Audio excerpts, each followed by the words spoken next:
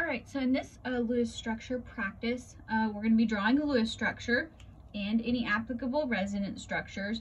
And then we're also going to assign formal charges and use those to assess the resonance structures. So first one here we have nitrite. Count the valence electrons, 5 for nitrogen, 6 for oxygen, 1 extra, so we have 18. So nitrogen is the least electronegative, so it goes in the middle. So let's connect these. 2, 4, 6, 8, 10, 12, 14, 16, 18.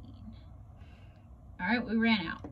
So let's say this oxygen shares with a double bond there. It's a polyatomic ion, so let's put it in the brackets. Now, do you see how this double bond could also easily go to the other side? Me too. So let's draw resonance arrows and let's draw it like that.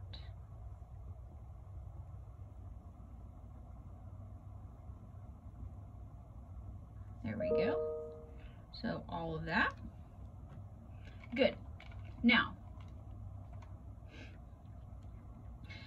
assign formal charges. So remember, formal charge, you can do it mathematically and all that, but you take the number of valence electrons and you compare how many it has in the molecule to its number of valence electrons. So since I use line dot notation, it's really easy for me. I just count the either lines or dots around each atom. So oxygen, 1, 2, 3, 4, 5, 6, 7.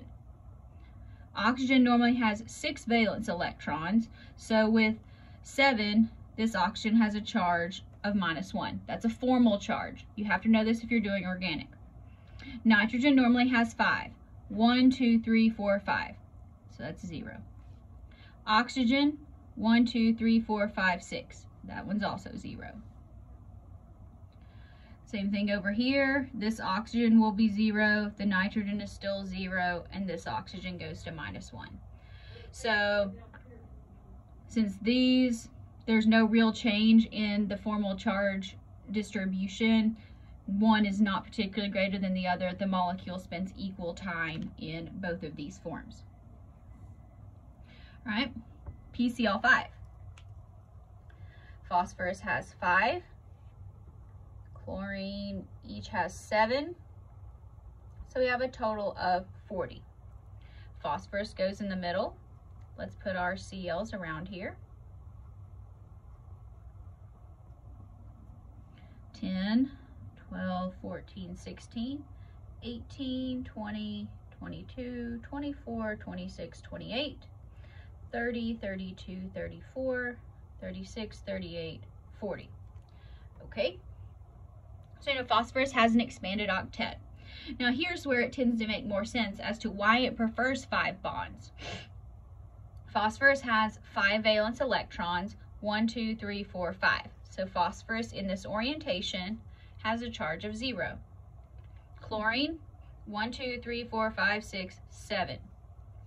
Every one of these chlorines has 6 electrons and 1 bond.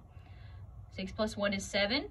It has 7 valence electrons, so each one of these chlorines has a formal charge of 0. Those are zeros, not oxygens. Looking here at ICl4. Count up the valence electrons. Iodine has 7. And then you have 4 chlorines, 1 additional one for the -1 charge. So 7 times 4 is 28, plus 8, so we have 36. Let's go ahead and put these all on there and connect them. I'm going to draw my eye like that. It's a little different. 2, 4, 6, 8, 10, 12, 14, 16, 18, 20, 22, 24, 26, 28, 30, 32. Now we still have 4 electrons to deal with, so let's put them on the iodine. There. Now, draw your brackets because it's an ion. Okay, let's look at formal charges. So the chlorines all still have 6 electrons in one bond. So that's 7, so they're all 0. That makes things easy. This iodine has 1, 2, 3, 4, 5, 6, 7, 8. Iodine normally has 7 valence electrons. So with 8 electrons, it has a formal charge of -1. There's not really any resonance associated with this that I'm particularly concerned about. Okay, looking at the ammonium ion. Nitrogen has 5, 4 hydrogens, and then we need to subtract 1. So we have a total of 8.